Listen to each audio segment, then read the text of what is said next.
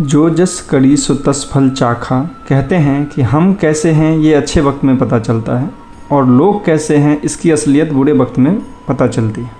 जय श्री कृष्ण दोस्तों, मेरे चैनल पर आप लोगों का स्वागत है। आज हम बात करेंगे एक ऐसे राजा की जो बड़ा ही धार्मिक प्रवृत्ति के थे, प्रजापालक थे और उनके 4 बेटे थे। बहुत ही खुशहाल परिवार था।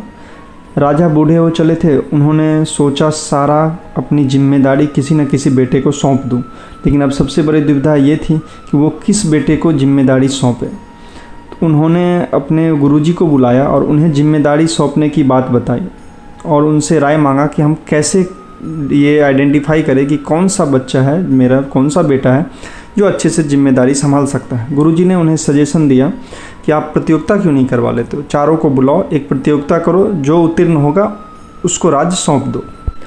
राजा ने राज दरबार लगाई और 4 बेटों को बुलाया और उन्हें प्रतियोगिता के बारे में बताया कि 5 गांव बाद एक मंदिर है, आप चारों को एक साथ यहाँ से निकलना है और सबसे पहले जो उस मंदिर में दर्शन करके वापस आ जाएगा उसे विजेता घोषित किया जाएगा। चारों भाई निकले वहाँ से और सब एक दूसरे को पीछे छोड़ने की कोशिश में तेज भागे जा रहे थे। रास्ता में एक बूढ़ा इंसान था जिनका बैलगाड़ी कीचड़ में फंस गया था। उस बूढ़े ने मदद मांगी। पहला बेटा बोला, बाबा मैं आपकी मदद ज़रूर करता, लेकिन मैं अभी जल्दी में हूँ, और वो वहाँ से चला गया।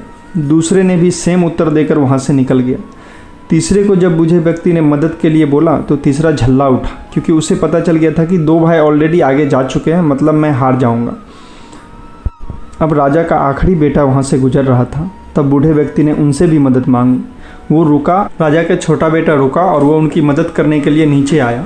तो बूढ़े इंसान ने बोला, बेटा अगर तुम मेरी मदद करने के लिए तैयार हो गए, तुम तो लेकिन हार जाओगे, फिर तुम राजा नहीं बन पाओगे।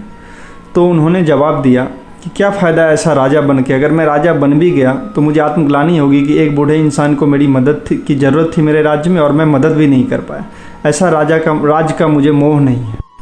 और वो उस बूढ़े इंसान की मदद करने लगा। बूढ़ा इंसान ने उन्हें दुआ दिया कि भगवान करे तुम ही राजा बनो।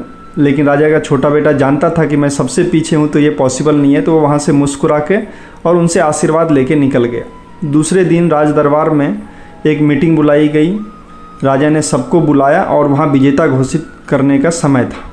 अब सबसे बड़ा बेटा बहुत खुश था कि चलो सबसे पहले तो मैं आया हूँ तो विजेता तो मैं ही होऊंगा, और छोटा बेटा उदास था क्योंकि उन्हें पता था कि वो सबसे पीछे आए हुए हैं।